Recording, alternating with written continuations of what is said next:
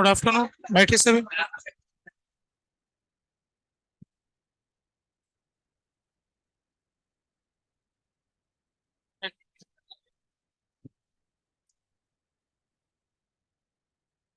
Hello.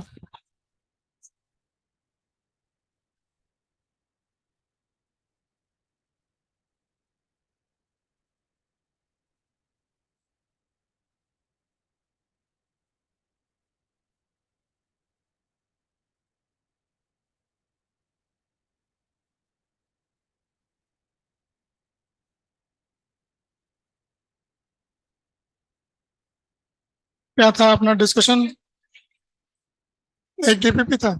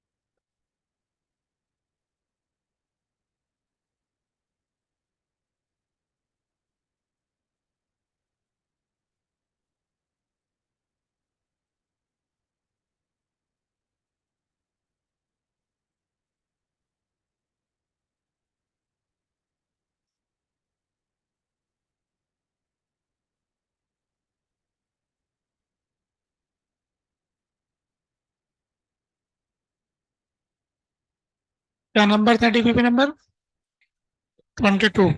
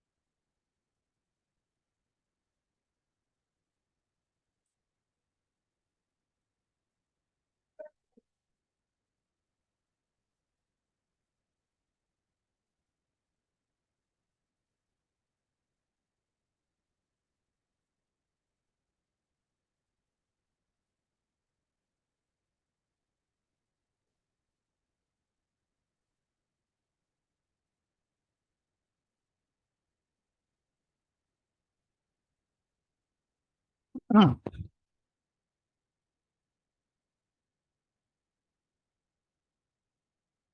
तो ये answer हो गया।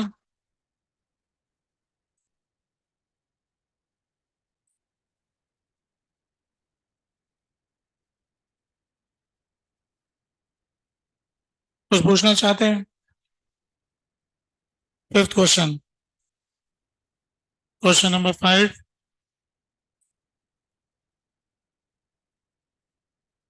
अब देखो फिफ्थ क्वेश्चन में क्या है।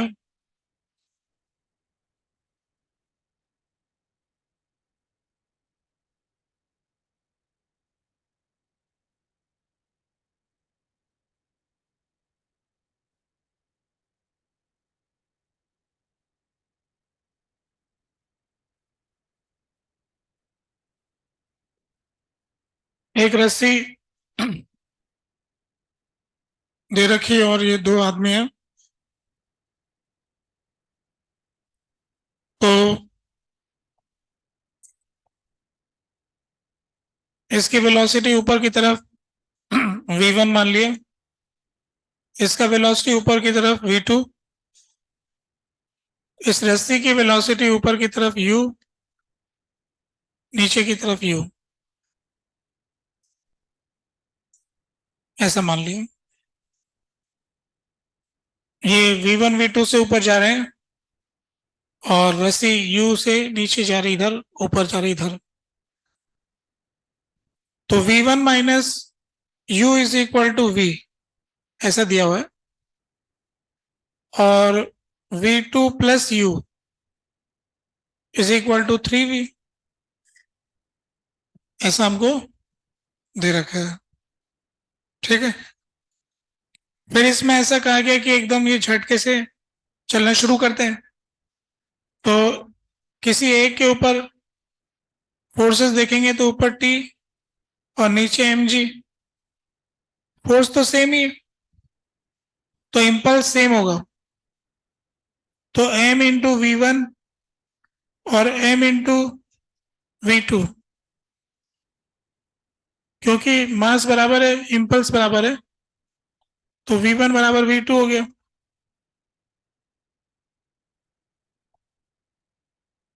वी वन बराबर वी टू,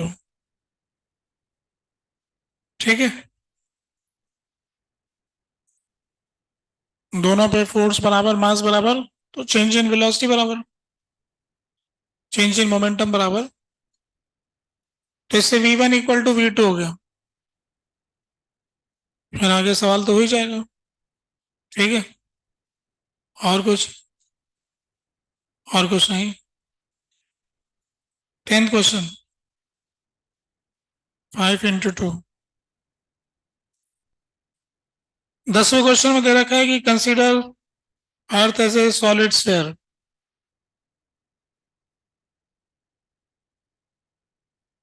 क्वेश्चन इधर उधर हो गया भाई, कहाँ गया?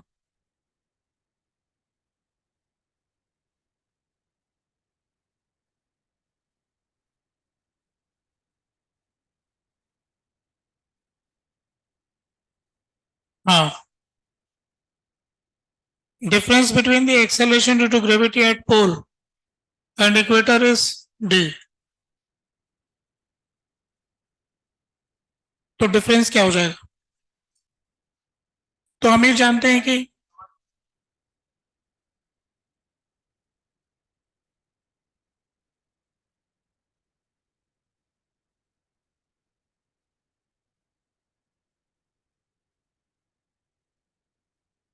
पोल और इक्वेटर पर एक्सेलरेशन ड्यू टू ग्रेविटी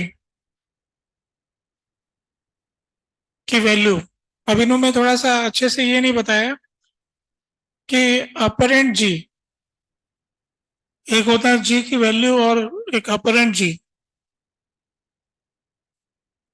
तो अपरेंट जी की वैल्यू में तो फर्क पड़ेगा, यहाँ तो जी वही रहेगा और यहाँ का जी इफेक्टिव होता है जी माइनस ओमेगा स्क्वायर आर। तो इन दोनों का डिफरेंस डेल्टा जी, तो ये तो ओमेगा स्क्वायर आर आ जाएगा। इस डिफरेंस को इन्होंने डी कहा है, तो डिफरेंस ओमेगा के स्क्वायर के प्रोपोर्शनल है।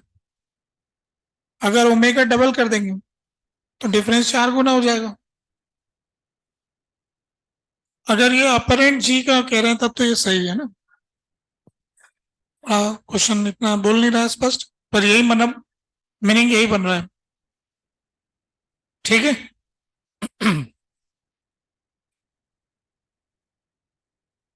कहाँ से है सेंटीपिटल, मतलब सेंट्रीफ्यूगल फोर्स और ग्रेविटेशन फोर्स का डिफरेंस? अर्थ पे जो बैठा होगा ना उसको ऐसे दिखेगा। धरती पे रहने वालों के लिए क्या है वो वैल्यू, ठीक है। और इसके आगे और कुछ नहीं।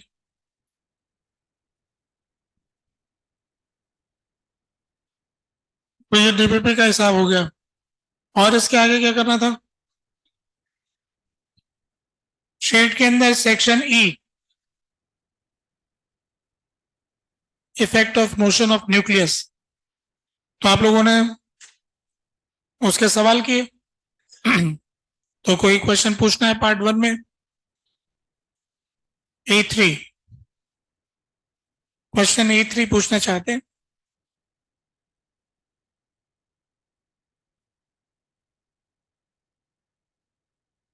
क्वेश्चन E3 पढ़ते हैं। Find the quantum number n corresponding to the excited state of helium plus n if on transition to the ground state the ion emits 2 photon in succession of this much। अभी लगाते हैं।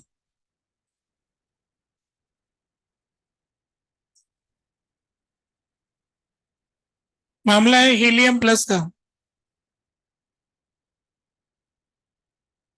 तो सबसे पहले तो आपको जो लेमडा दे रखा है उससे एनर्जी निकालें आप। तो कितना वैल्यू आ रहा है? E3 108.5 है ना। 12400 electron volt angstrom divided by, तो इसको ये दिया नैनोमीटर में, तो एक जीरो बढ़ा देंगे। ठीक है। और दूसरा एक और है, उसको भी कर लें ऐसा ही, 304 कर देंगे।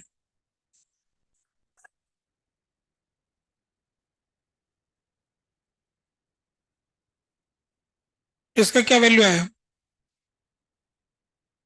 12400 को 1085 से भाग देंगे।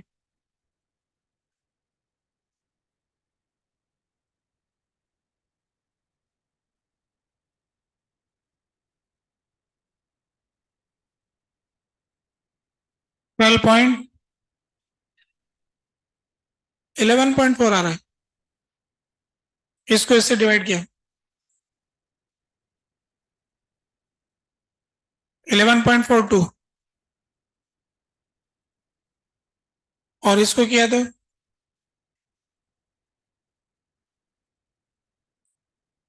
40 पॉइंट। ठीक है। अब इन दोनों को ऐड करें तो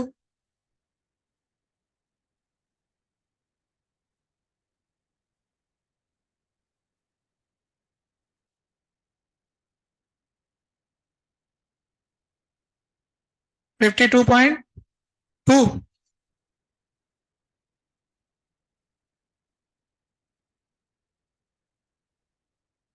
तो क्वेश्चन में ऐसा कहा है कि find the quantum number corresponding to the excited state if transition to the ground state with this succession, है ना।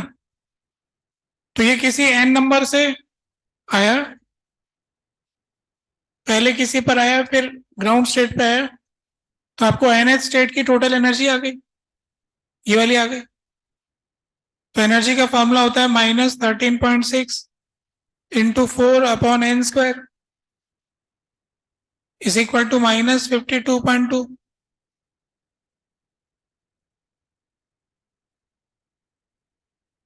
है ना। तो एन का वैल्यू कितना आ रहा है?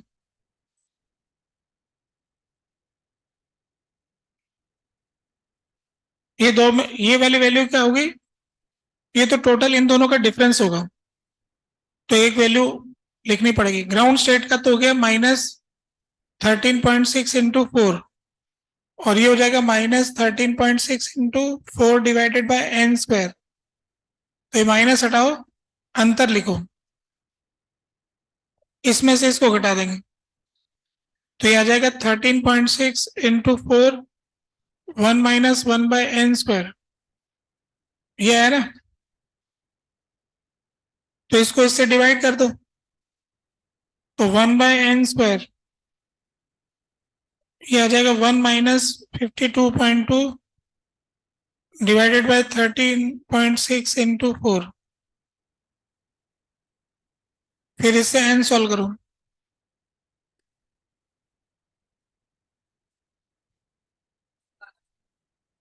इंटीजर आएगा ना, घटाए रूट में आएगा, तो 13.6 इंटू 4 अपॉन 13.6 इंटू 4 -52.2, ये आ रहा है ना।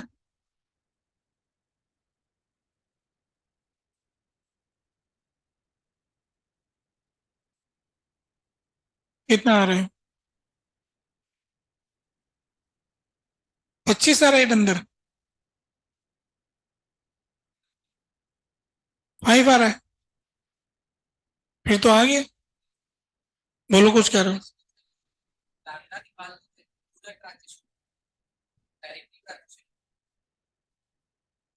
अच्छा यूं कहे, 1/λ R Z square 1/n1 square minus 1/n2 square.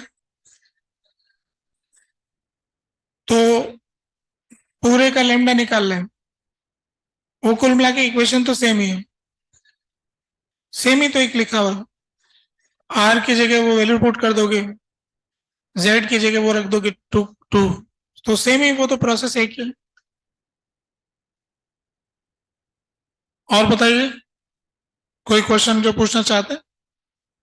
E5, E5, question E5। E5 में दे रखा है कि from the condition of the foregoing problem find the percentage of energy of emitted photon differs from the energy of corresponding transition। तो E5 question जो है ना misplaced हो गया, इसका पिछले क्वेश्चन से रिश्ता नहीं है, जिससे रिश्ता था वो यहाँ है नहीं, रिश्तेदार चला गया है ना। तो अब ये इकलौता रह गया, छोड़ दो, रिश्तेदार लोग चले गए तो फिर भेजो उसको, जाओ अपने रिश्तेदार के पास। हाँ पर वो नहीं आएगा, वो सवाल दूसरा आएगा। हाँ तो वो सवाल पिछले से इसका लेना देना नहीं है, सवाल दूसरा था कोई। वो था मेरे हिसाब से तो इसमें कि एक्साइटेड स्टेट में है और हाइड्रोजन है ना एमिट करता है, ये वाला केस। हाइड्रोजन एक्साइटेड स्टेट में था, तो अगर ये रिलीज करता है तो 10.2 का रिलीज होता है ना, ये वाला केस था। अगर हम न्यूक्लियस इसको चलते हुए नहीं मानेंगे तो एनर्जी 10.2 आएगी, और एक अपन ने निकाला था कि ये मूव करेगा तो डिफरेंट आएगी थोड़ी सी। तो वो जो डिफरेंस आएगा वो कितना परसेंटेज का है, वो निकालने की बात थी। ठीक है, अगर करने की इच्छा हो तो ऐसा करना है, बाकी ये सवाल नहीं करना अब, है ना। और बताइए, अब पार्ट 2 में चले हम। पार्ट 2 में सेक्शन ई, बताइए। E6, ऐसा क्या है E6 में कि सब लोग वहीं अटक रहे हैं। तो देखते हैं E6 सेकेंड पार्ट। तो सेकेंड पार्ट के E6 में लिखा है कि हाइड्रोजन का spectrum, third line from the red and. तो ये हाइड्रोजन का स्पेक्ट्रम जो हमने देखा था पिछली क्लास में,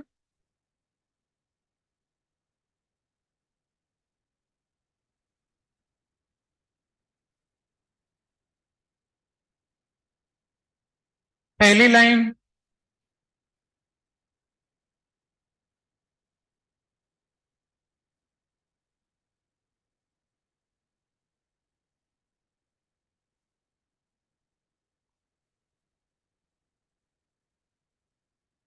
दूसरी लाइन,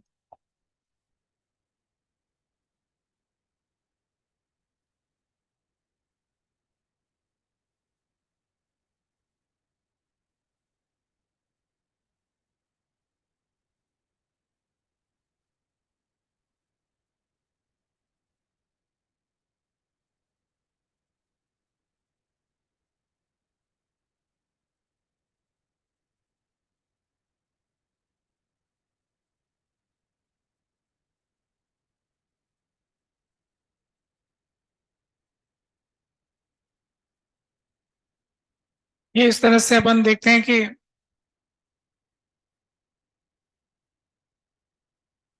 बार बार सीरीज की लाइनें आ जाती हैं।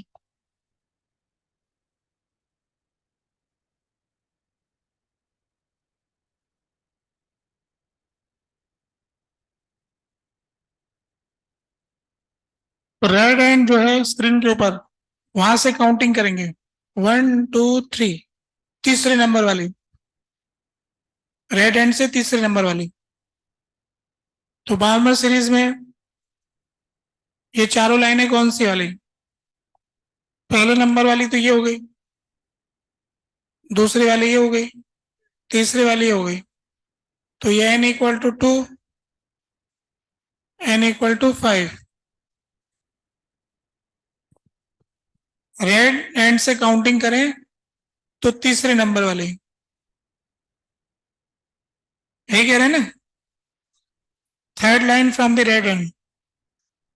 अगर रेड एंड वाली साइड से काउंटिंग करेंगे तो तीसरे नंबर की लाइन किस ट्रांजिशन से होती है। ठीक है, ऐसा हो गया। मैंने आपको बताया था कि आप एनसीईआरटी से पढ़ना चार रंगों के बारे में, है ना। जो बार की सीरीज के चार रंग थे जिनके बारे में एनसीईआरटी में लिखा हुआ। नहीं तो अपन ने तो वेवलेंथ तो निकाली थी, मोबाइल का जमाना है, वेवलेंथ से रंग ढूंढे, है ना। वेवलेंथ डाल करके पूछे मोबाइल से कि मोबाइल बता रंग क्या, ये लेमडा तो रंग क्या, तो मोबाइल बताएगा ये वाला रंग। ठीक है, उससे भी देख सकते हैं। और बताएं आगे, हो गए सवाल। पार्ट थ्री में, पार्ट थ्री में कोई दिक्कत नहीं है। ठीक है, तो फिर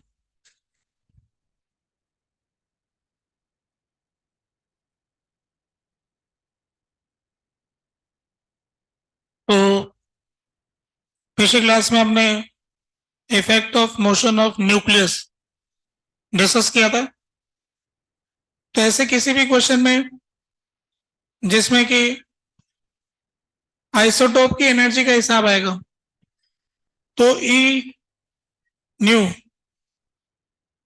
ई old into mu by M का फैक्टर आ जाएगा, और R new, R old into M by mu का फैक्टर आ जाएगा। तो ऐसा कुछ भी नई सिचुएशन आई तो उसके अंदर हमें ये फॉर्मूले का उपयोग करना पड़ेगा। जैसे हमसे ये पूछा जाए कि हाइड्रोजन एटम में n बराबर 1 और n बराबर 2 में एनर्जी का डिफरेंस 10.2 इलेक्ट्रॉन वोल्ट है, ये हाइड्रोजन एटम में है।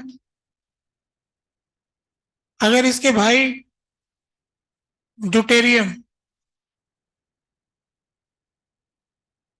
हाइड्रोजन का भाई ड्यूटेरियम, तीन भाई है ये, तो ड्यूटेरियम के भीतर कोई आपसे पूछे कि n बराबर 1 और n बराबर 2 में क्या डिफरेंस होगा।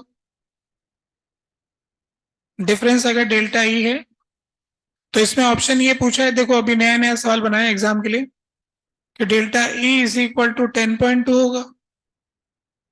दूसरा है कि डेल्टा ई की वैल्यू लेस देन 10.2 होगी।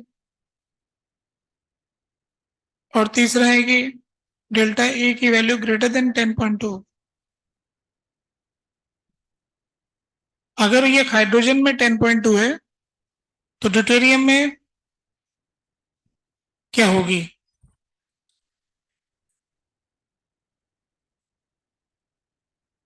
None of this.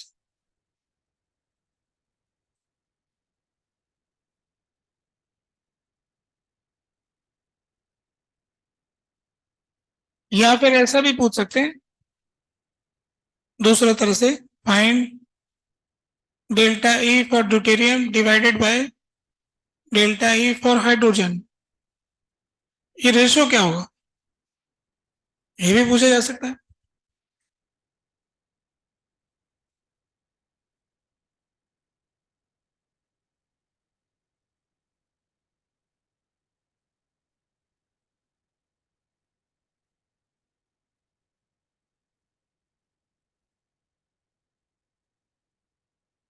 आप लोगों ने एक पसंद कर लिया होगा, इनमें से एक तो आ ही रहा होगा। नन ऑफ दिस तो कैसे हो सकता है, ऐसा लग रहा है। नन ऑफ दिस होने के लिए तो बहुत तेज दिमाग चाहिए, न बराबर न कम न ज्यादा, तो फिर क्या होगा। ऐसा क्या है जो बराबर भी नहीं, कम भी नहीं, ज्यादा भी नहीं, होता है ऐसा कुछ। ऐसा क्या है जो बराबर भी नहीं, कम भी नहीं और ज्यादा भी नहीं। ऐसी कोई चीज होती है क्या? जैसे आई केप और जे केप, बराबर भी नहीं, कम भी नहीं और ज्यादा भी नहीं। होता है ना ऐसी कुछ चीजें। कुछ चीजें ऐसी भी होती है जो बराबर भी नहीं होती, कम भी नहीं होती और ज्यादा भी नहीं होती। पर यहां तो होगा। फिलहाल कह रही इस सवाल में वो नहीं हो सकता। तो आप लोगों ने क्या निकाला आंसर इनमें से? कौन कह रहा है कि बराबर वही रहेगा, सेम? अच्छा, बराबर वाले हैं कुछ लोग जिनका कहना है कि लेस देन 10.2 होगा। 10.2 से तो कम ही होगा। कम भी कर रहे हैं। ग्रेटर देन 10.2 होगा, ज्यादा भी बता रहे हैं। तीनों तरह से बता रहे हैं। ठीक है। जो लोग कह रहे हैं कि बराबर है, उनके पास कोई आधार है कि ऐसे ही बस भरोसा कर रहे हैं? फॉर्मूले से, फॉर्मूला बताएंगे। बताओ कौन सा फॉर्मूला लगाए?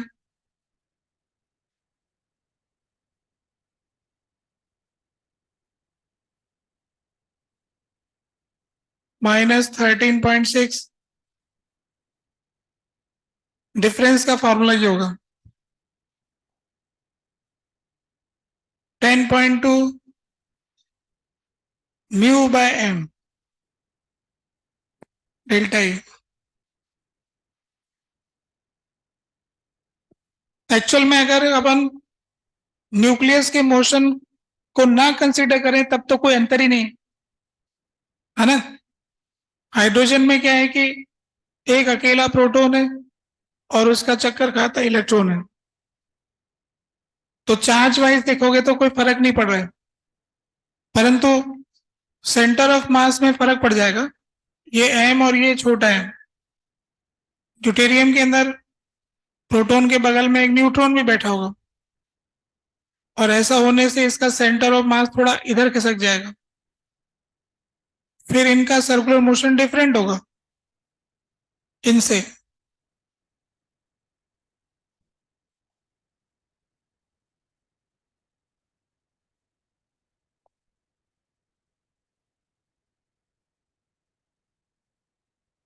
तो दोनों के सेंटर ऑफ मास के अंदर डिफरेंस आने से फर्क आ जाना चाहिए। अगर उस फर्क को जानना ही चाहते हैं, वैसे तो कोई कहे थोड़ा ही फर्क है, थोड़े फर्क को छोड़ दो तो बराबर है। बराबर कहना कितना एक्यूरेट है अगर डेसिमल में जाएंगे तो, कि इस डिजिट पे जाके फर्क पड़ रहा है इसलिए मैंने बराबर बोल दिया। और हिसाब लगाएंगे तो अंतर दिखेगा। अब देखते हैं कितना फर्क पड़ने वाला है। तो इसके लिए म्यू की वैल्यू क्या होगी? अच्छा ये बताओ कि ये जो प्रोटॉन का मास होता है इलेक्ट्रॉन से कितना गुना ज्यादा होता है?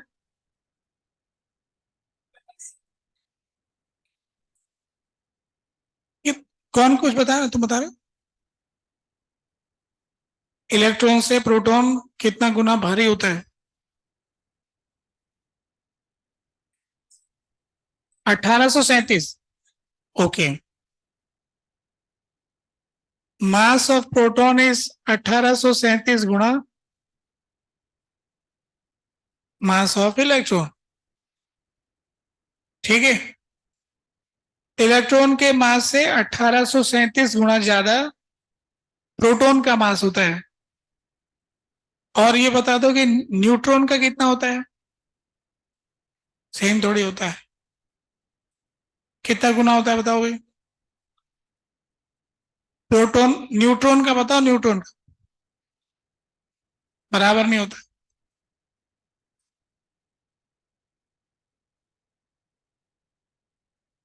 कैलकुलेट करके निकालोगे?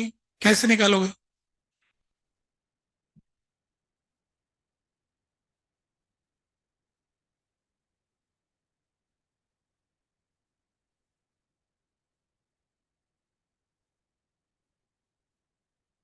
न्यूट्रॉन का मास इलेक्ट्रॉन से कितना गुना ज्यादा होता है?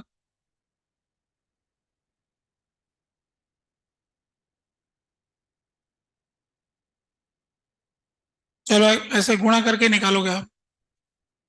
1.67 25 10⁻27 kilogram. Mass of neutron 1.6749 10⁻27 kilogram.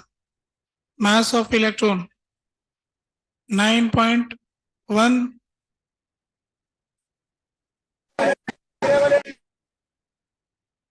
इसमें आगे भी कुछ आता है पर याद नहीं. 10⁻31 किलोग्राम.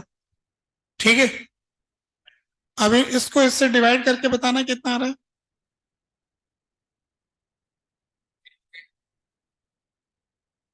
प्रोटॉन के मास में इलेक्ट्रॉन का भाग देना कितना आ रहा है कि नहीं आ रहा है? 1837.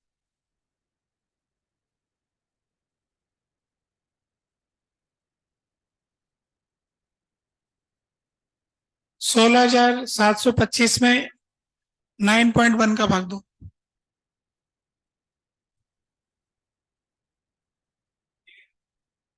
1837 आ रहा है. अच्छा आ रहा है. तो दूसरे का भी बता दो.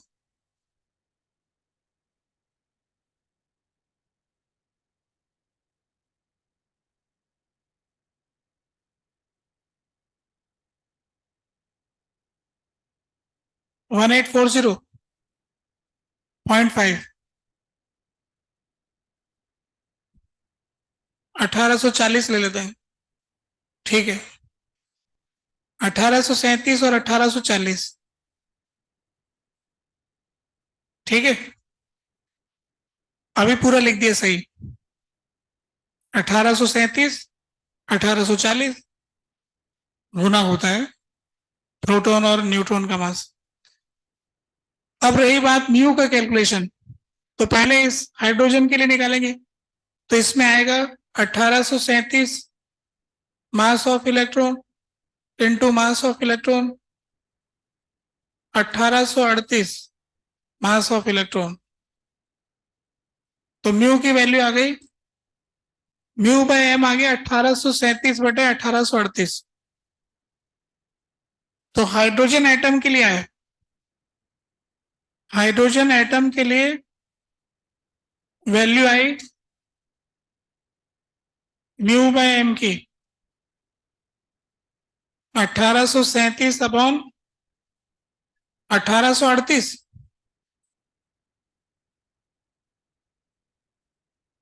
1837/1838.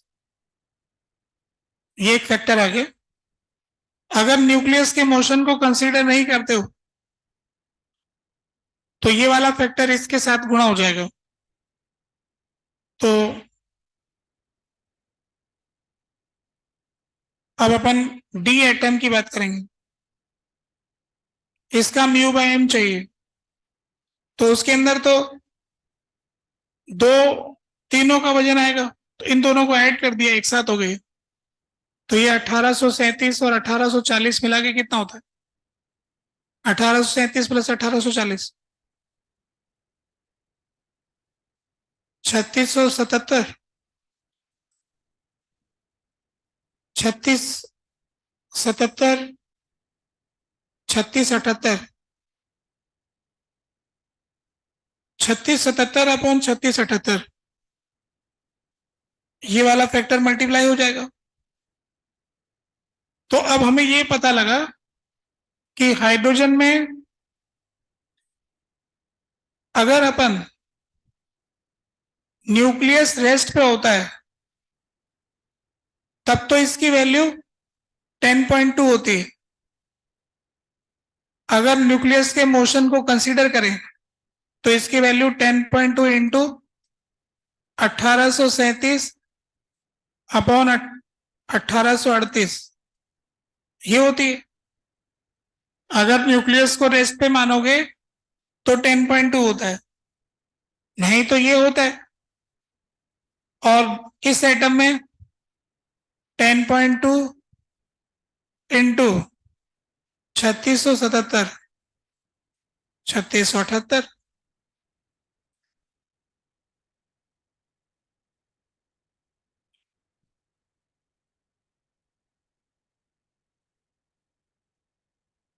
अगर न्यूक्लियस के मोशन को कंसीडर नहीं करोगे तब तो 10.2 होता है, कंसीडर करते हो तो दूसरा वाला होता है,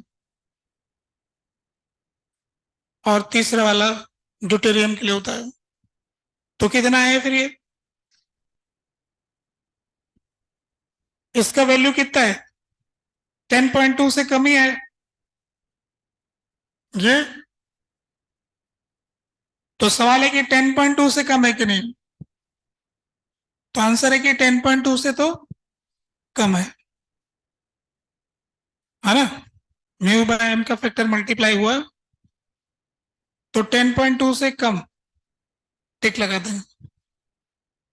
अगर ये पूछा जाता कि इन दोनों का रेशो क्या होगा, तो इन दोनों का रेशो आ जाएगा, है ना। 1837/36 और ये घटा डिवाइड करोगे तो यहां पर आपको समझ में आया कि अगर आप न्यूक्लियस का इफेक्ट कंसीडर नहीं करोगे तो हाइड्रोजन और ड्यूटेरियम में डिफरेंस नहीं बता पाओगे। ठीक है। तो अब ये बताओ कि हाइड्रोजन वाले से ड्यूटेरियम का जो एनर्जी डिफरेंस है वो कम होगा कि ज्यादा होगा? 10.2 से तो कम हो गया। हाइड्रोजन वाले से कम है कि ज्यादा है?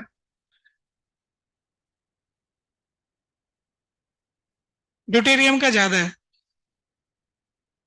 इसका मतलब ये हो गया कि जो स्पेक्ट्रम में लाइन आएगी, जैसे हाइड्रोजन की लाइन यहां पर आएगी, अगर उसमें कुछ ड्यूटेरियम का आइसोटोप होगा तो एनर्जी ज्यादा होगी। तो एनर्जी ज्यादा होगी तो उसकी लाइन जस्ट इसके नीचे होगी,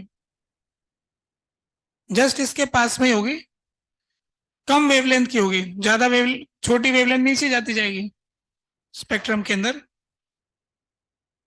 तो जो स्पेक्ट्रम के अंदर अगर दो लाइनें हैं, एक हाइड्रोजन की एक ड्यूटेरियम की, तो नीचे वाली लाइन ड्यूटेरियम की होगी आस पास की लाइनों में कंपेयर करोगे तो। ऐसा हमको पता लग रहा है। ठीक है। अगर न्यूक्लियस के मोशन का इफेक्ट कंसीडर नहीं करोगे तो सब में 10.2 आ जाएगा, फिर तो कोई अंतर ही नहीं रहेगा। आप कोई कह सकता है कि इसको सॉल्व करने से लगभग 10.2 ही आ रहा है। 1837 में ये कुछ उल्टा पुल्टा लिख दिया गया। नीचे यहाँ पे क्या लिख दिया? 38 लिखना था ना, 36 कैसे लिख, यहाँ देखो 38 लिखा था। मिसप्रिंट हो रहा है वो, भूला तो ऐसे ही उतार लेगा क्या जो भी है। देखो उधर ऐसे लिखा हुआ है, सही लिखना था वो। इसी के आधार पे तो कम बोल रहे थे हम। उल्टा हो जाएगा नहीं तो ज्यादा हो जाएगा ही। ठीक है। तो ये जानकारी हो गई इस तरह के। तो जो आइसोटोप वाले डेटा है अगर उसको चेक करेंगे तो न्यूक्लियस का इफेक्ट लेना पड़ेगा, तभी डिफरेंस आएगा। ठीक है। नेक्स्ट एक और क्वेश्चन कर लेते हैं।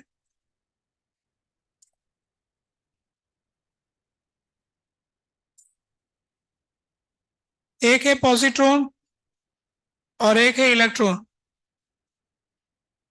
पॉजिट्रॉन और इलेक्ट्रॉन घूमते हैं सर्कुलर ऑर्बिट में सेंटर ऑफ मास के अबाउट।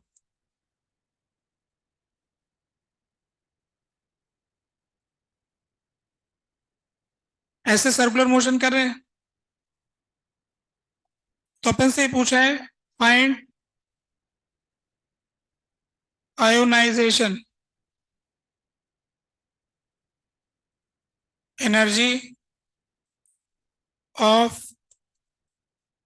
Positronium atom. एक नए प्रकार के एटम की कल्पना की गई जिसके अंदर प्रोटॉन को हटा के पॉजिट्रॉन को लेके आए, कि इलेक्ट्रॉन और पॉजिट्रॉन ऐसे घूम करके एक एटम बनाए जिसका नाम रखा पॉजिट्रोनियम एटम। ठीक है। अब ये एटम जो है अगर हम इसे आयनाइज करना चाहते हैं तो कितना एनर्जी देना पड़ेगा?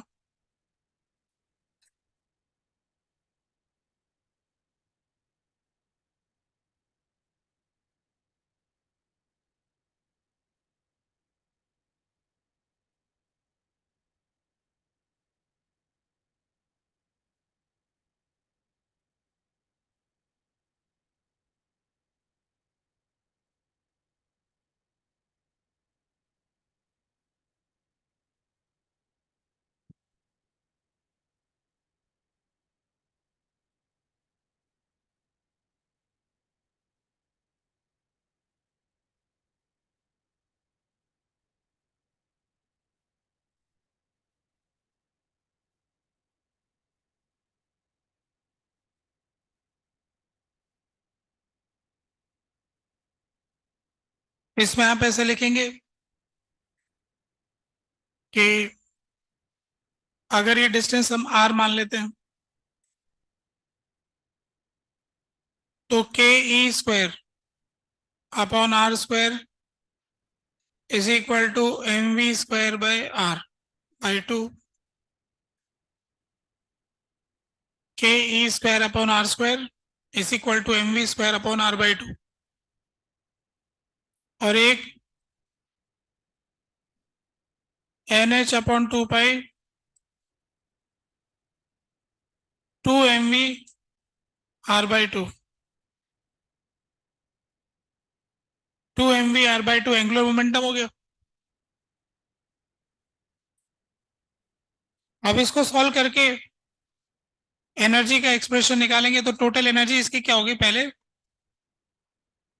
तो half M V square into two और दूसरी minus K E square upon R minus K E square upon are. तो यहां से एम वी स्क्वायर वाले की टर्म में निकालते हैं। ये टू ऊपर चला गया। अच्छा ये टू से टू कट गया एम वी स्क्वायर रह गया। ये टू इधर ले आते हैं आर से आर काट देते हैं तो टोटल एनर्जी की टर्म में क्या आ गया K E square upon two R minus K E square by are. तो क्या आ गया minus K E square upon two are. अब यहां से v हटा के r का एक्सप्रेशन निकाल के लाएंगे हम। बताओ क्या आता है। r का वैल्यू रखो r सॉल्व करके ऊपर वाली दो इक्वेशन से r निकाल लो।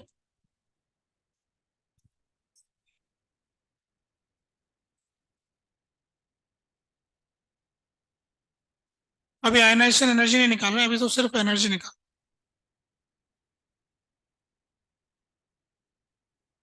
अभी तो हम टोटल एनर्जी निकाल रहे हैं आयनाइजेशन तो अभी बताएंगे। एनर्जी क्या क्या हो सकती है वो दिखा रहे हैं पूछ रहे हैं।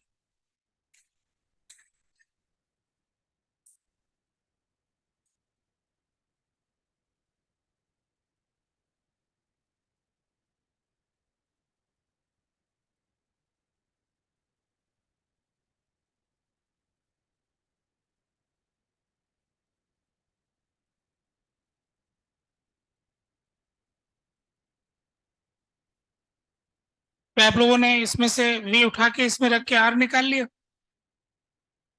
फिर r उठा के इसमें रख दिया तो फिर टोटल एनर्जी निकाल लिया।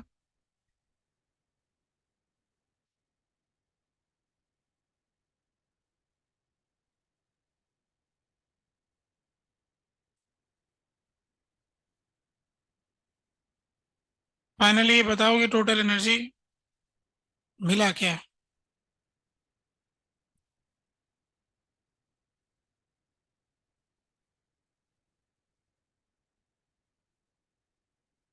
आगे क्या कितना है बताओ भाई। माइनस साइन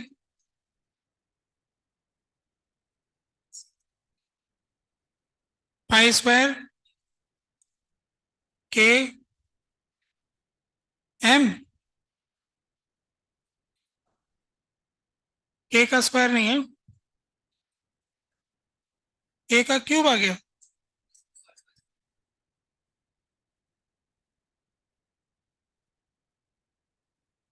पाई स्क्वायर के स्क्वायर ई की power four M upon N square H square ये है ना। अगर आप इसको हाइड्रोजन वाले के फॉर्मूले से याद करो तो टोटल एनर्जी ऑफ हाइड्रोजन का फॉर्मूला क्या था बताओ माइनस टू पाई स्क्वायर के ई की के स्क्वायर ई की power four M upon N square H square. तो इससे ये पता लगा कि हाइड्रोजन एटम के लिए जो वैल्यू थी वो थी -13.6 अपॉन एन स्क्वायर। तो इसके लिए क्या होगी, इसकी आधी होगी। 13.6 का आधा क्या होता है? 6.8। 6.8 electron volt upon N square. तो सबसे नीचे वाली स्टेट से ऐसे होगा। तो सबसे पहली वाली स्टेट में -6.8, फिर -6.8 अपॉन 4, -6.8 अपॉन 9, -6.8 अपॉन 16, ऐसे करते करते 0। तो इसको कहाँ पे पहुंचाना है? इन्फिनिटी पर। तो आयनाइजेशन के लिए कितनी एनर्जी चाहिए? 6.8। ठीक है। अब आपने देखा कि कितना मेहनत करके निकालना पड़ा। इतना मेहनत करने की जरूरत नहीं था। अब मैं बताता हूँ कि जल्दी करने में क्या करना था। इसका म्यू कैलकुलेट करेंगे तो m into M upon m plus M, तो ये m/2 आ गया। तो म्यू बाय एम की वैल्यू 1/2 आ गया। तो E dash is equal to E into mu by M. तो E हाइड्रोजन इंटू 1/2 आधी हो गई।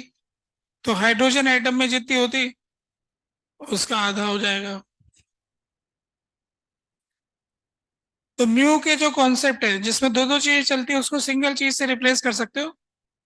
जब आप इसे सिंगल चीज से रिप्लेस करोगे तो ये हाइड्रोजन एटम वाला ही सिस्टम बन जाएगा। सेंटर पे प्लस ई चार्ज, घूमने वाला माइनस ई चार्ज, मास भी वही, पर म्यू बाय एम का फैक्टर मल्टीप्लाई करना पड़ेगा। तो म्यू बाय एम का फैक्टर की वैल्यू 1/2 आ रही। तो जो जो हाइड्रोजन एटम की एनर्जी लेवल से वो सारी आधी हो जाएंगी इस पॉजिट्रोनियम एटम के लिए। ठीक है। तो इस प्रकार आपने देखा कि न्यूक्लियस के मोशन वाले इफेक्ट के सवालों में क्या करते हैं। ठीक है। तो हो गई सारी तरह की जानकारी यहाँ पर। अब इसके आगे बढ़ना चाहते हैं। Next heading, X race.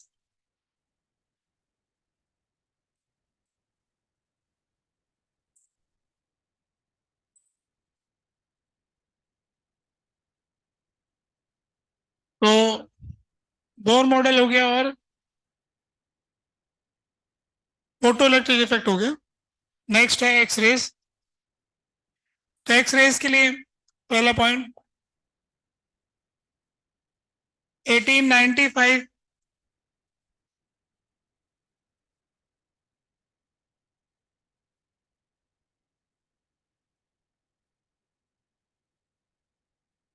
1895 में रोंजन की तरफ से एक्सरे की खोज हुई जिसके लिए उन्हें नोबेल प्राइज दिया गया। और नोबेल प्राइज की शुरुआत रोंजन से हुई। पहला नोबेल प्राइज पाने वाले व्यक्ति थे 1901 में नोबेल प्राइज की शुरुआत हुई और पहला ही प्राइज इनको मिला 1895। रोंजन अपनी लैब में प्रैक्टिकल करते थे और हम जानते हैं कि जैसे विद्यार्थी अपना घर पे होमवर्क करते हैं और उनके सवाल नहीं होते हैं तो फिर वो खेलने कूदने लग जाते हैं। फिर ज्यादा बार नहीं होते तो फिर क्लास में आना बंद कर देते हैं। फिर या इधर उधर चक्कर दूसरी क्लास में बैठ के करने लग जाते होंगे, है ना। तो कहने का मतलब ये है कि आ, ये जो रंजन थे इनका सवाल हल नहीं हो रहा था। कहने का मतलब खोजबीन करते थे, रोज प्रैक्टिकल किया, फिर घर चले गए। अब आप तो 5 मिनट सवाल नहीं होता तो ही घबरा जाते हैं लोग। 30-30 साल तक काम करते रहते कुछ मिलता ही नहीं, है ना। जीवन भर ही ढूंढते रहते हैं, कुछ मिलता ही नहीं और ऐसे ही चले जाते हैं, है ना, कि मैं ढूंढूंगा कुछ। पर वो ऐसे ही छोटी छोटी सी बात पे खुश होते रहते हैं कि आज मुझे ऐसा कुछ पता लग गया, कुछ हुआ तो नहीं, नया तो नहीं कुछ पाया, पर मुझे मेरे लिए नया है, दुनिया भले ही जानती होगी। तो ऐसे रोज ढूंढते ढूंढते तो रोंजन अपने दैनिक दिनचर्या की जो प्रक्रिया थी वैसा करते हुए घर चले गए, और उस दिन थक गए थे प्रैक्टिकल करते, जैसे तैसे सामान था छोड़ के वैसे ही ताला लगाए कि चलो घर जाके रोटी खाएंगे। जैसे क्लास खत्म होते आप लोग भागते हो। तो अब हुआ ये कि अगले दिन फिर रंजन वापस आए। तो जब वो वापस आए तो उन्होंने अपना सारा सामान बिखरा हुआ पड़ा था। तो शुरुआत करने से पहले सामान को वापस सही से रखा जाता है। तो सामान जब वो चेक करने लगे तो एक नई फोटोग्राफिक फिल्म खरीद के लाए थे, जो दीवार के सहारे ऐसे अड़ा के रखी थी उन्होंने। अब उन्होंने फिल्म को उठा के वापस सही जगह रखने वाले थे, वो तो उस दिन तो वहीं रख दी थी। पर उन्होंने जब देखा तो फिल्म, जो फोटोग्राफिक फिल्म होती है, वो लाइट को एक्सपोज करते ही केमिकल रिएक्शन होती है जिससे वो फिल्म खराब हो जाती है। तो इसलिए उसको ढक के रखना पड़ता है। तो जब उन्होंने उसको ध्यान से देखा तो पता लगा कि तो फिल्म तो खराब हो गई, पैसा खराब हो गया, है ना। मतलब फिल्म जो है उस पे कुछ इंप्रेशन आ रहा था, उन्होंने कहा ये तो यूज हो गई, मैंने तो यूज ही नहीं की थी, तो ऐसे ढक के रखी थी, किसने गड़बड़ कर दी। तो पहले ही गड़बड़ होते ही हमें दूसरे व्यक्ति का विचार था कि कौन है जो इधर गड़बड़ करने आया। फिर उन्होंने सोचा कि कल कल तो कोई आया ही नहीं था लैब में, मैं अकेला ही प्रैक्टिकल कर रहा था। तो क्या ऐसा तो नहीं हो गया कि कहीं मैंने जो प्रैक्टिकल किया था उससे कुछ ऐसा इफेक्ट आ गया हो। क्योंकि उन्होंने तो फिल्म को यूज नहीं किया था, फिल्म तो साइड में पड़ी हुई थी, वो तो प्रैक्टिकल टेबल पे यहाँ कर रहे थे, वो गलती से रखी हुई थी, पर उस पर कुछ असर पड़ गया। तो फिर उन्होंने सोचा कि क्या पता इस प्रैक्टिकल से हो गया, तो वो दूसरी फिल्म लेके आए और इस प्रैक्टिकल को दोहराया कि कल जो किया था वापस वैसे वैसे करेंगे, न जाने क्या हो रहा है इसके अंदर। जब उन्होंने प्रैक्टिकल को दोहराया तो फिल्म के ऊपर इंप्रेशन फिर से आ गया। तो फिर उन्हें संदेह हुआ कि जरूर इसी में कुछ हो रहा है, दिखाई तो कुछ दे नहीं रहा था। प्रैक्टिकल करते थे फिर फिल्म के ऊपर इंप्रेशन आता था। तो अब उनका इंटरेस्ट ये जग गया कि मैं एक्सपेरिमेंट तो यहाँ कर रहा हूँ, फिल्म तो वहां रखी हुई, इतना दूर कैसे असर जा रहा है। तो फिर उन्होंने उस फिल्म को और डिस्टेंस बढ़ाया, दरवाजा खोल करके दरवाजे के बाहर रख दी, है ना। जो उनका लैब का दरवाजा था, दरवाजा खोला और एक फिल्म दरवाजे के बाहर रख दी। क्या अब करता हूँ देखें। जब उन्होंने फिर से प्रैक्टिकल किया तो जो दरवाजे का हैंडल था ना, वो हैंडल का इंप्रेशन उसके अंदर आ गया। तो उन्होंने देखा कि तो माने कुछ ज्यादा ही ताकतवर है, सीधा इस दरवाजे को क्रॉस भी कर गई और ये बता रही कि यहाँ पे हैंडल है। तो ऐसा उनको लगा कि जरूर इसमें से कुछ आ रहा है, पर दिखाई दे नहीं रहा था। तो उन्होंने सोचा कि let it be x, unknown quantity होती है जो नहीं मालूम होती। तो रंजन ने कहा कि ये मालूम तो नहीं चल पा रहा है क्या है, दिखाई तो देती नहीं है। तो जैसे गणित में रिवाज होता है कि जो अननोन क्वांटिटी होती है उसको एक्स मानते हैं, तो रंजन ने कहा कि मान लेते हैं कि एक्स रे है कोई। तो उस दिन के बाद में जो उन्होंने लेट इट भी एक्स माना ना, वो एक्स ही रह गया अब। तब से ये नाम एक्स रे है। तो एक्स रे जो नाम रखा गया है वो मैथमेटिक्स की उस रिवाज से है कि अननोन रेस एक्स रे, पर वो नोन हो गई। अच्छा, जब रोंजन ने को ये पता लग गया कि ये रे तो बहुत ही शानदार है, ऐसा ऐसा पता चल पा रहा है, तो उन्होंने फिर उस टाइम जो न्यूज़पेपर थे उसमें एक फोटोग्राफ पब्लिश किया। तो उनकी वाइफ के हाथ का फोटोग्राफ था, जिस जिसमें एक अंगूठी पहनी हुई थी। फोटोग्राफ में क्या दिख रहा था कि हड्डियां दिख रही, अंगूठी दिख रही है, ऐसे पूरा अंदर का स्ट्रक्चर दिखाई दे रहा था। जैसे ही ये फोटोग्राफ अखबार में छपा, सारे लोग आश्चर्यचकित हो गए, बोले ऐसा क्या चीज आ गई, ऐसे कैसे फोटो खींच रहे हैं। बोले हड्डी हड्डी तक पता चल रहा है। तो उस जमाने में क्या डॉक्टर वॉक्टर लोगों को हड्डियां टूटी कि नहीं टूटी ऐसे अंदाजा मारते थे कि यहाँ से इस साथ बहुत दर्द हो रहा है, इधर हाथ सूज गया है, जरूर इधर से अंदर हड्डी टूटा है। बोले चीर के देखें।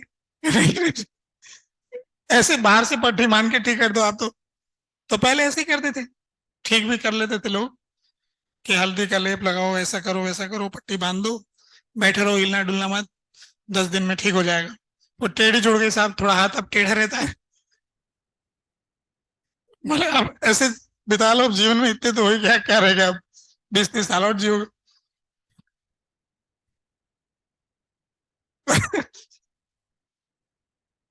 ऐसे जीवन निकाले थे अपने।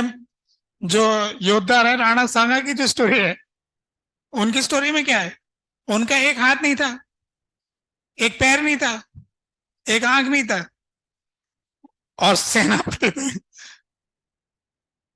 माने भयंकर योद्धा थे, डरते थे उनसे लोग। है ना, ऐसा हो जाता है, तो जीवन इसी से चलता है।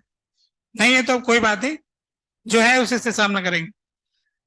तो उस टाइम पे, पुराने टाइम पे हड्डी वड्डी टूटती थी, डॉक्टर डॉक्टर ध्यान से देख नहीं पाते थे। डॉक्टरों ने जब देखा कि ऐसा फोटोग्राफ आ गया, तो सारे डॉक्टर लोग खुश हो गए, वाह ये तो बहुत बड़ी बात हो गई, फिर तो बिना हाथ वाथ तोड़ माने चीर फाड़ के डेटा मिल जाएगा। तो जल्दी डॉक्टर इंडस्ट्री में इस्तेमाल शुरू हो गया। आज गांव का आदमी भी जानता है हड्डी और एक्सरे जुड़े हुए हैं, मैच दी कॉलम, एक तरफ हड्डी और एक तरफ एक्सरे। गांव का अनपढ़ भी है ना, मैच दी कॉलम करके आ जाएगा, एक्सरे और हड्डी ये तो मैच होगा। पढ़ाई कढ़ाई स्कूल नहीं किया हुआ ना, तो भी मैच करवा देगा वो, इतना फेमस है ये मामला। तो रंजन अचानक ही फेमस हो गए। और उन दिनों क्या हुआ कि जैसे लोगों को पता लगा ना, तो लोग हर चीज का एक्सरे करने लगे। कोई चूहा जा रहा है तो उसका एक्सरे कर लिया, तो चूहा अंदर से कैसा दिखता है, खरगोश अंदर से कैसा दिखता है, ऐसे हर चीजों के अंदर की हड्डी का स्ट्रक्चर। फिर ऐसे बहुत सारे फोटोग्राफ अखबारों में छपने लग गए। कुछ मेले वेले लगते थे, तो मेले के अंदर है ना, ऐसे बहुत सारे फोटोग्राफ लगा के दिखा दिया कि सभी प्रकार के जीव जंतु, कुत्ते का, बिल्ली का, घोड़े का, हाथी का, सबका हड्डी, हड्डी वाला जो स्ट्रक्चर है पूरा मेले में एग्जीबिशन किया गया, जिसकी टिकट लगाएगी कि इसका इतना पैसा लगेगा, इतना पैसा लगेगा। तो ऐसे करके रोंजन काफी ज्यादा फेमस हुए। कई जो कवि लोग थे, उन्होंने रोंजन पे कविताएं लिखी कि वाह रोंजन तुमने बड़ा काम किया है। बहुत सारे लोगों को जैसे हड्डी वड्डी वाले जिनको दिक्कत थी, उन सबका इलाज हो रहा है बढ़िया से। और फिर इनको पहला प्राइज भी, इतना फेमस हुए कि इनको पहला प्राइज देना पड़ा। नोबेल प्राइज की शुरुआत हुई तो इनको प्राइज भी दिया गया। तो रोंजन ने जब ये खोजा था, रोंजन को खुद नहीं पता था कि ये हुआ कैसे। बाद में जाकर के थोड़ी सी क्लियरिटी हुई हमें, बस उनको ये पता लग गया कि ऐसे एक्सरे बनती है। तो अब एक्सरे होती क्या, आज अपन जो जानते हैं उसके बारे में थोड़ी सी बात लिखेंगे। तो एक्सरे क्या होता है? X rays are energetic photons having energy 1000 times of visible photon।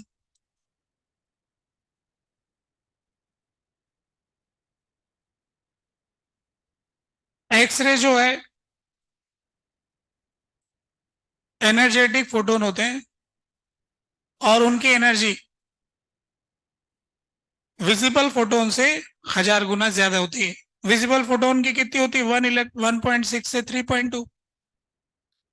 तो यूं मान लो 1 2 3 टाइप की, 2 इलेक्ट्रॉन वोल्ट के आसपास की। तो ये तो इलेक्ट्रॉन वोल्ट में है, और ये किलो इलेक्ट्रॉन वोल्ट में है। इनकी एनर्जी किलो इलेक्ट्रॉन वोल्ट की होती है, और विजिबल फोटोन की एनर्जी इलेक्ट्रॉन वोल्ट की होती है। ठीक है। अगर वेवलेंथ की टर्म्स में बात करें, तो wavelength of X rays varies from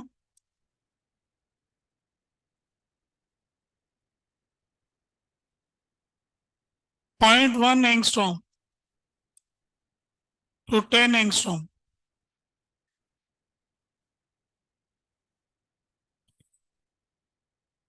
ऐसा कोई शार्प बाउंड्री नहीं है कि हम इसके बाद एक्सरे नहीं बोलेंगे।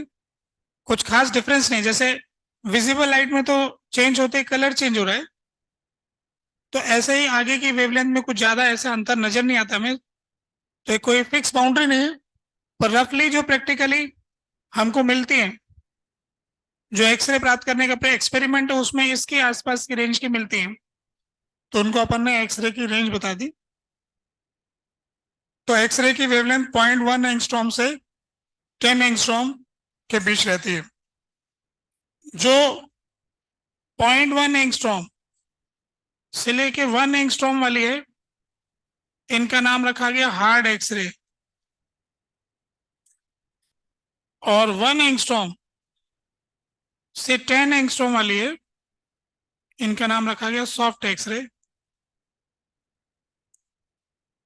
तो शुरुआत में जैसे मैंने बताया कि भाई सभी जीव जंतुओं की फोटो वोटो एक्सरे हो रहा है, लोग बार बार एक्सरे कर रहे हैं। थोड़े दिनों में पता लगा कि जिसका बार बार एक्सरे कर रहे हैं वो बीमार हो रहा है और जीवित नहीं बच पा रहे हैं, उसको बचा नहीं पा रहे। फिर पता लगा कि ज्यादा एक्सरे करना तो नुकसान करेगी। तो शुरुआत में कई लोगों का बलिदान हो गया इस बारे में।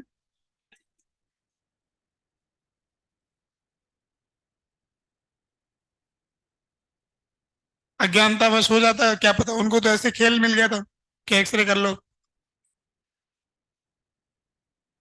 फिर समझ में आया कि ऐसे हर बार बार एक्सरे नहीं करते। फिर इसको कंट्रोल किया गया, सिस्टमेटिक बनाया गया। 1800 मतलब 1895, लगभग 1913-14 पे एक फाइन डिवाइस बनाई गई जो अभी हम पढ़ेंगे, एक्सरे बनाने की। तो ये एक्सरे की रेंज हो गई, एक तरह से इस रेंज में होती है।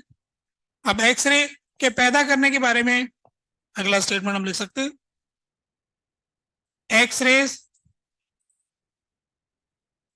Are produced by high retardation of electrons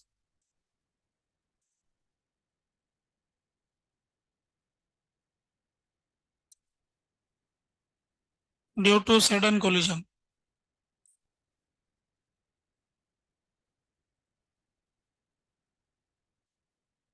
accelerated charge radiate. तो ऐसा हम जानते हैं कि एक्सेलेटेड चार्ज रेडिएट, तो जितनी वस्तुएं हम देखते हैं जीवन में, हम कहते हैं कि हर एक वस्तु में कुछ ना कुछ तापमान है, माने गर्मी है, हर चीज थोड़ी गर्म है।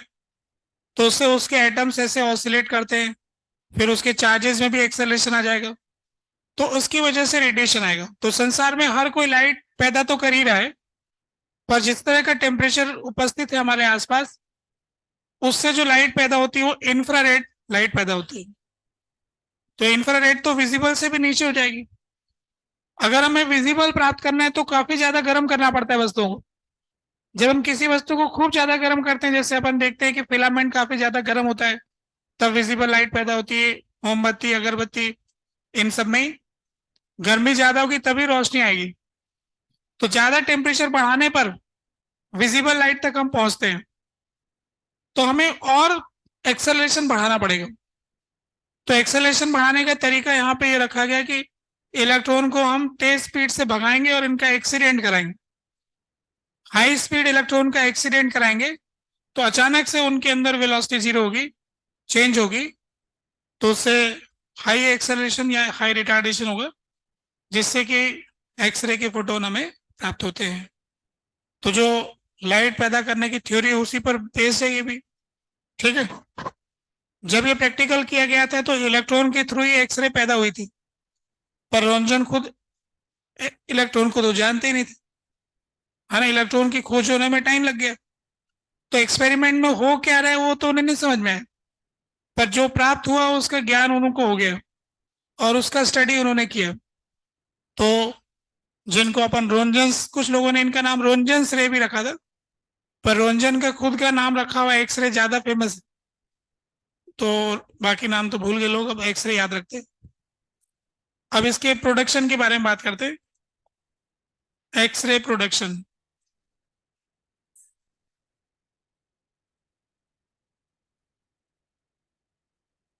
कैसे हम एक्सरे पैदा करते हैं, उसका सेटअप क्या है और प्रोसेस पूरी बता रहे हैं।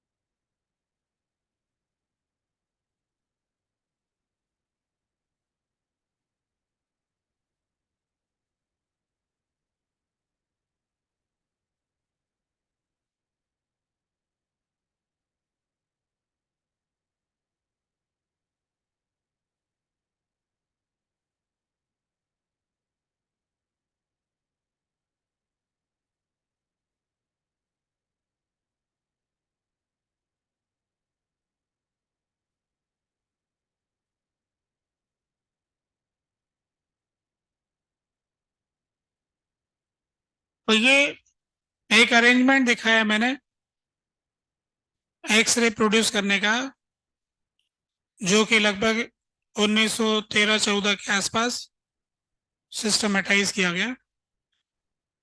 रोंजन का जो तरीका था उसको इम्प्रूव किया गया।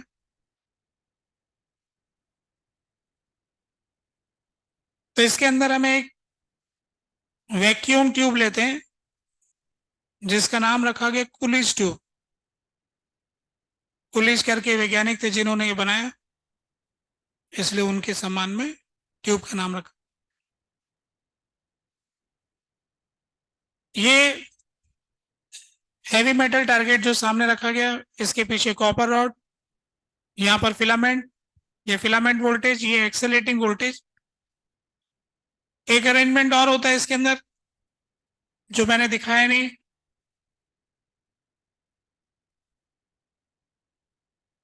जो कि यहाँ पर होगा ऐसे।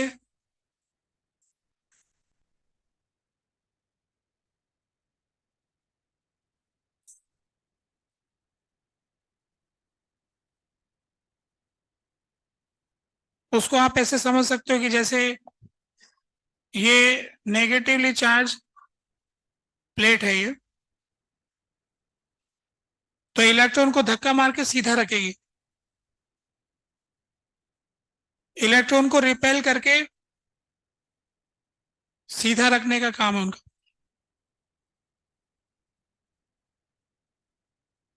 ये जो अरेंजमेंट है ये थोड़ा और है, कुछ जो डिटेल में दिखाया नहीं, उसको चाहे तो हटा के रख सकते हैं कोई डायग्राम में, सिर्फ ऐसे समझाने के लिए।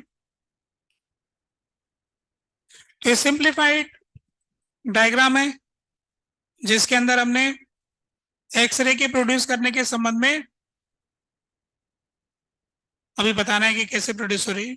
ठीक है, तो नंबर वाइज हम लिखते जाते हैं कि पहले क्या हुआ। ड्यू टू फिलामेंट वोल्टेज,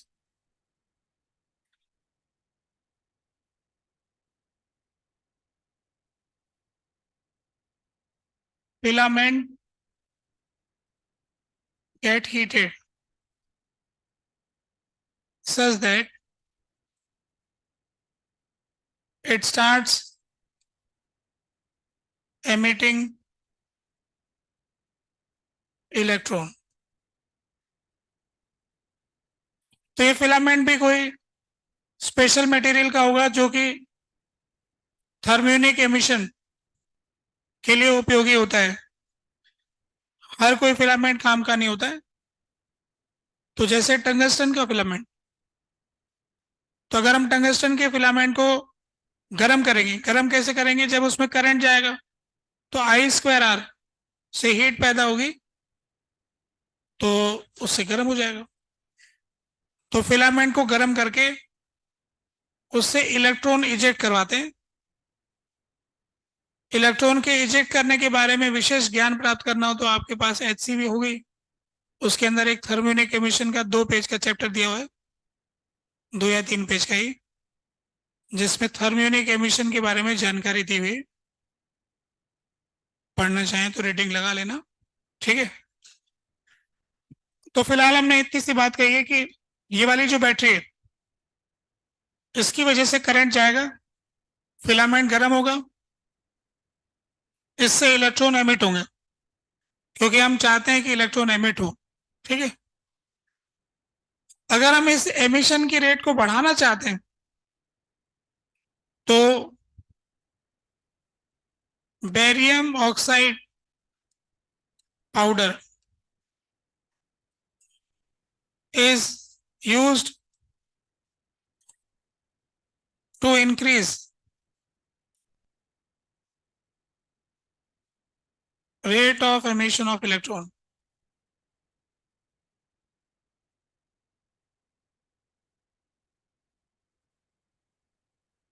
ये जो फिलामेंट होता है उस पर अपन पाउडर छिड़क देते हैं। अब वो कैसे लगाते हैं, कैसे छिड़कते हैं, नमक की तरह ही छिड़कते हैं या ऐसे वैसे, नहीं मालूम, है ना। तो फिलामेंट पे बेरियम ऑक्साइड का पाउडर लगाते हैं, फिर इस प्रोसेस को करते हैं तो पर सेकंड में रिलीज होने वाले इलेक्ट्रॉन की संख्या बढ़ जाती है। ठीक है, रेट ऑफ एमिशन इंक्रीज हो जाती है, जो कि हमारे लिए फायदे की बात है।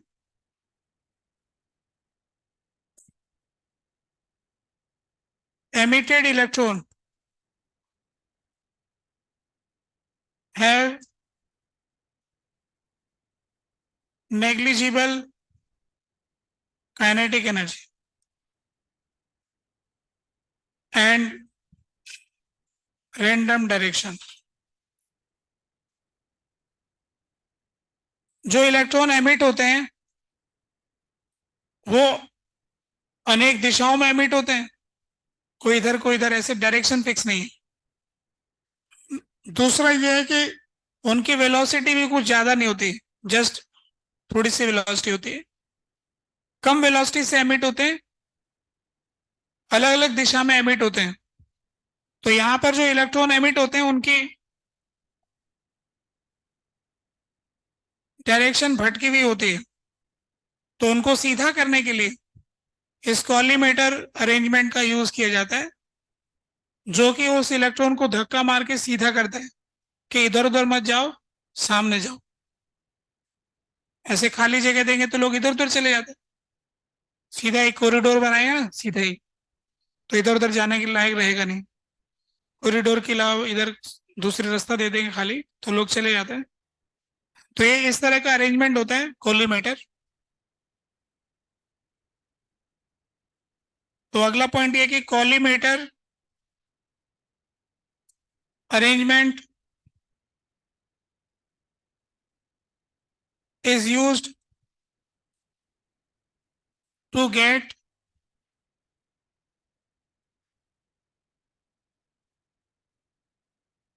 straight electron beam।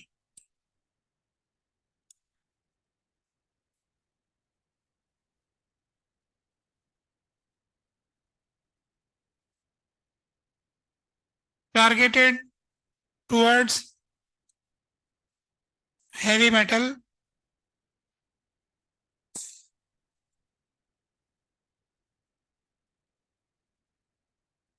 ये हेवी मेटल टारगेट होता है सामने। तो इजेक्टेड इलेक्ट्रॉन तो इधर उधर कहीं भी जाने के हिसाब से रहते हैं, पर बीच में कॉलीमीटर लगा के उनको सीधा करते हैं कि इधर उधर नहीं जाना है, सीधे जाओ। इनको सीधा रास्ता दिखाते हैं कि भाई आप लोग इधर जाओ। जैसे साइड में गार्ड वार्ड खड़े करते हैं, लोग इधर उधर जाएंगे, इधर नहीं, यहाँ से सीधा जाना है। तो ये गार्ड को लोग कौन है? आदमी को रोकने के लिए आदमी रखना पड़ता है। तो इलेक्ट्रॉन को रोकने के लिए इलेक्ट्रॉन ही ड्यूटी पे लगाते हैं। इलेक्ट्रॉन इलेक्ट्रॉन को धक्का मारते हैं, तो ये वाला इलेक्ट्रॉन इधर जाने पड़ेगा, तो ये वाले इलेक्ट्रॉन धक्का मारेंगे कि इधर नहीं। फिर बोले इधर जाऊं क्या, इधर वाले भी धक्का मारते हैं कि इधर भी नहीं, चलो सीधा जाता। फिर इधर जाता है तो इधर वाले इलेक्ट्रॉन धक्का मारते, उधर जाए उधर वाले धक्का मारते, तो चुपचाप सीधा जाता कि इधर उधर नहीं जाना, इधर वाले लोग धक्का मार रहे हैं। तो जो भटकते इलेक्ट्रॉन को सीधा करने का काम एक अरेंजमेंट है, कॉलीमेटर अरेंजमेंट, जो उतना डिटेल में यहाँ दिखाया नहीं, ऐसे बता रहा हूँ, कोई जरूरत नहीं है जानने की, ऐसे समझ जाओ। हो गया ये। अभी इलेक्ट्रॉन को दिशा तो मिल जाती है पर गति नहीं मिलती। हाँ, डायरेक्शन तो मिल गई कि इधर जाए, फिर बोले एनर्जी नहीं, कैसे जाए। तो ये एक्सेलेटिंग वोल्टेज, ये क्या होता है, ये इस तरफ प्लस का हो गया और इसकी वजह से माइनस का हो गया। तो ऐसा होने से यहाँ पर एक इलेक्ट्रिक फील्ड आ गया, इस डायरेक्शन में इलेक्ट्रिक फील्ड आ गया। तो जो इजेक्टेड इलेक्ट्रॉन होते हैं इनके ऊपर फोर्स लग गया E इंटू ई। तो अब ये कहना चाहते हैं कि due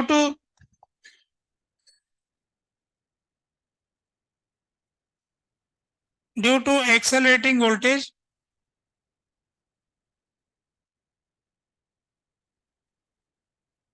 electric field is created in vacuum tube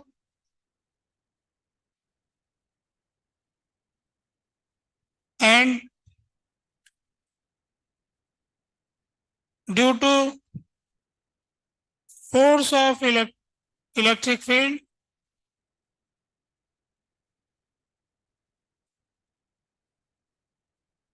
electrons acquires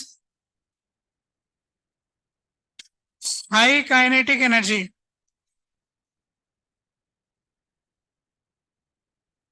before they strikes to heavy metal target.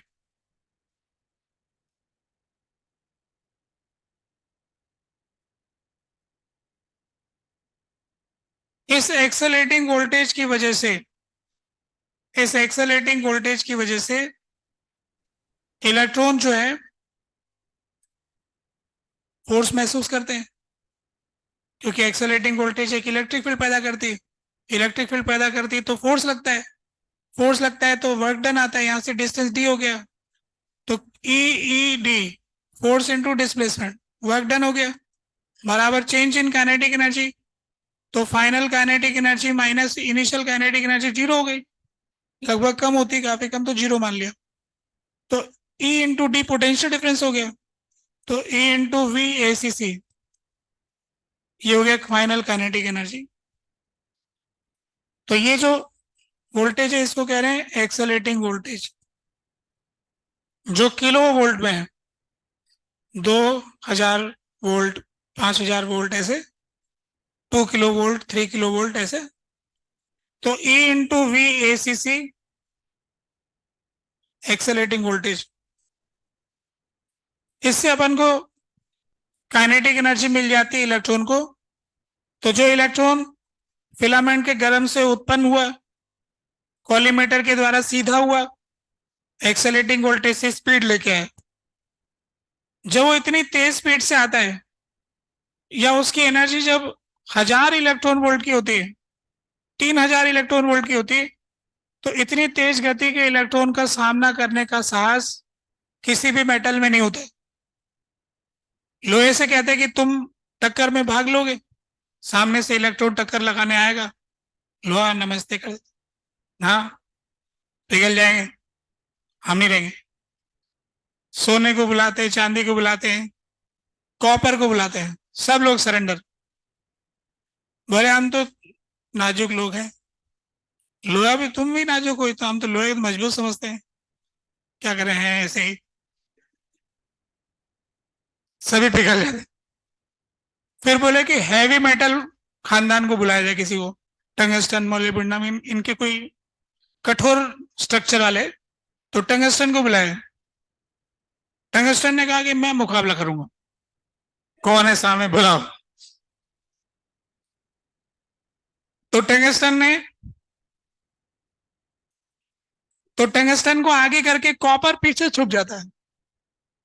ये कॉपर ऑर्डर है ना कि तुम आगे खड़े हो जाओ, योद्धा आ रहा है, मैं पीछे पीछे हूं, सपोर्ट कर रहा हूं। ठीक है, कोई बात नहीं, अच्छी बात, सपोर्ट करना चाहिए। तो अब सामने से किलो इलेक्ट्रॉन वोल्ट की एनर्जी वाला इलेक्ट्रॉन टक्कर मारने आता है, और उसका सामना बेधड़क होकर के हैवी मेटल करता है कि चलो देखते हैं क्या होता है। तो उसकी जो इतनी एनर्जी आती है ना, तो उसमें से हम ये कहना चाहते हैं कि उसकी काइनेटिक एनर्जी का लगभग 1-2% एक्सरे पैदा होता है, 98% हीट पैदा होती है। तो ये इलेक्ट्रॉन जो लगातार टक्कर मारते हैं, यहां से फिलामेंट से 1 सेकंड में 10,000 इलेक्ट्रॉन निकले, और इतनी किलो इलेक्ट्रॉन वोल्ट की एनर्जी से टक्कर हो रही है, यानी 10,000 लोग आए तेज स्पीड से लड़ने के लिए, और सामने हैवी मेटल उससे लड़ने के लिए तैयार है। तो उसकी टोटल एनर्जी का सिर्फ 1-आधा% या 1-2% ही कन्वर्ट होता है। तो ये बात लिखना चाहते हैं, only 1 or 2% of kinetic energy of electron is converted into X-rays due to high retardation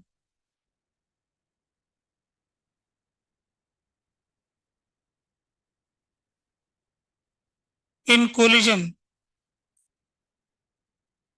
with heavy metal target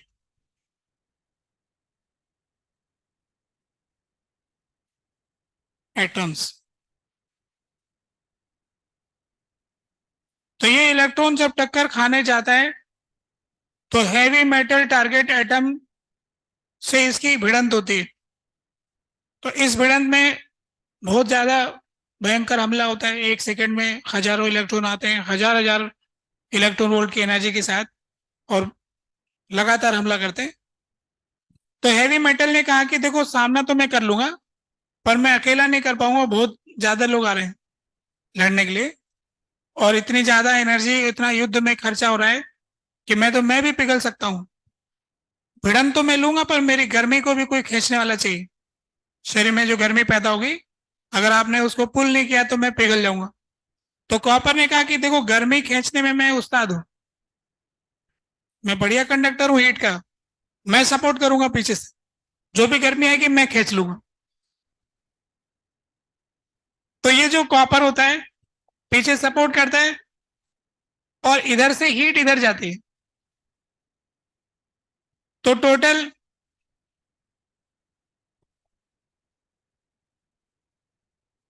98 to 99% energy is converted into heat.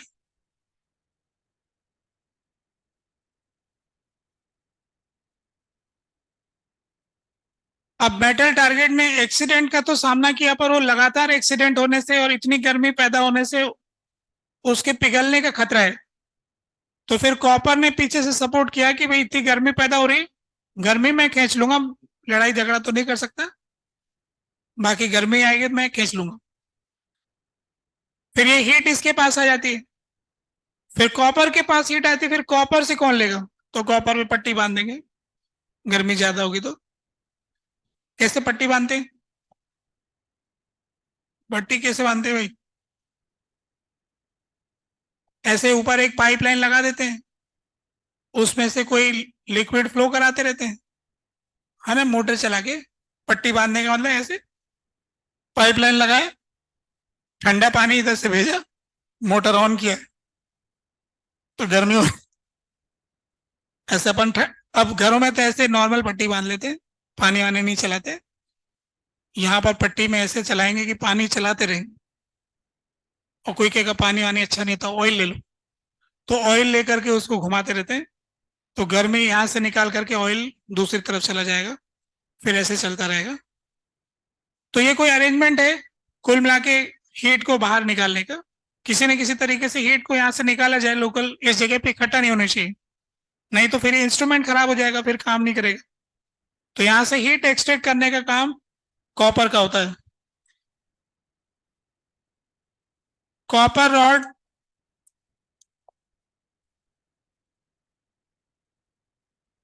is used to extract heat from heavy metal।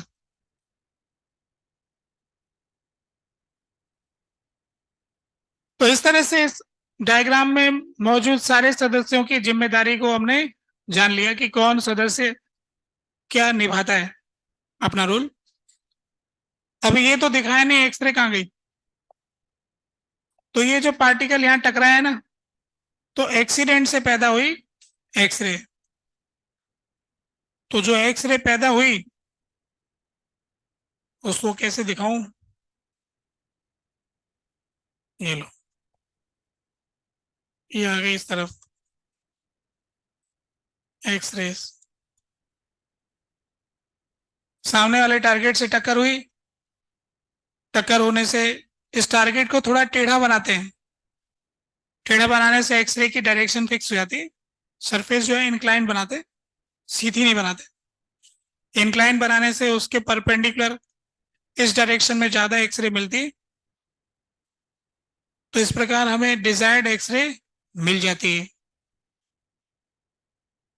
तो x ray के पैदा होने के basic जानकारी इस तरह से मिल गई हमको। फिर उस समय के जो वैज्ञानिक थे उन्होंने इसके बारे में डेटा इकट्ठा किया कि फिलामेंट वोल्टेज बढ़ा के देखा, घटा के देखा, एक्सेलेटिंग वोल्टेज बढ़ा के देखा, घटा के देखा, हैवी मेटल जो है उसको चेंज करके देखा, जो कुछ बदल सकते थे सब बदल के देखा। बदलने से क्या क्या फर्क पड़ता है वो सारा डेटा इकट्ठा करके एक्सरे का एक स्पेक्ट्रम प्राप्त किया गया, जिसकी एक डिटेल हमारे पास है जिसका बताने का आज समय नहीं। तो हम अगली क्लास में फिर इसके बारे में जानकारी प्राप्त करेंगे और उसके साथ ही अध्याय समाप्त कर देंगे, है ना। तो नेक्स्ट क्लास में हम एक्सरे की बची हुई जानकारी बताएंगे और एक्सरे भी समाप्त कर देंगे। इतना सही टॉपिक, छोटे टॉपिक है ये, है ना। तो इस तरह से फिर मॉडर्न फिजिक्स खत्म हो जाएगा। फिर इसके बाद हम पढ़ेंगे न्यूक्लियर फिजिक्स, फिर ईएम वेव, फिर वेव ऑप्टिक्स, फिर सेमीकंडक्टर, फिर कम्युनिकेशन सिस्टम, फिर सिग्निफिकेंट फिगर एरर। ऐसे करके छोटे छोटे से टॉपिक है, ऐसे लग रहा है कि खूब सारे हैं पर जल्दी जल्दी होते जाएंगे। ठीक है। तो होमवर्क करने के लिए आप लोगों के पास में क्या है, एक डीबीपी है। एक्सरसाइज 2 में करो ना, लाओ भाई एक्सरसाइज 2।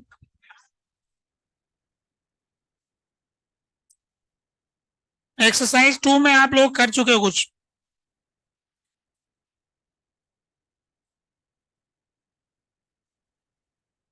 एक्सरसाइज 2 में पार्ट 1 के पहले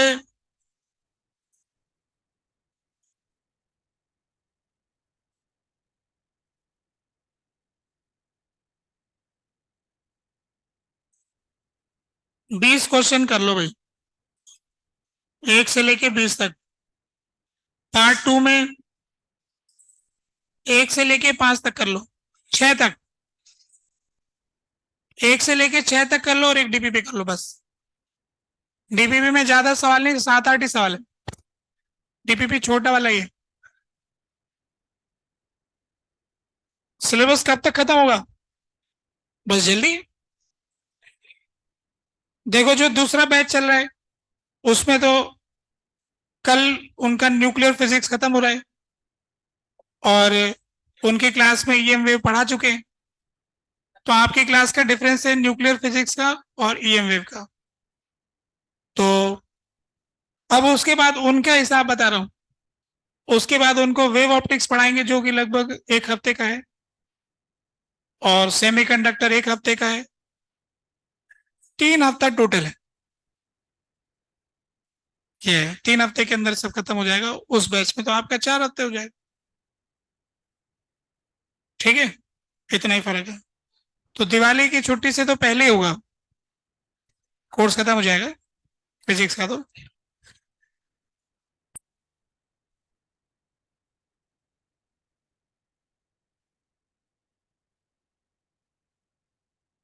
शगुन है क्या? शगुन, शगुन, शगुन है क्या कोई? और शनिवार को है ना पेरेंट्स टीचर मीटिंग है आप लोगों की, नहीं है क्या? शगुन, शगुन।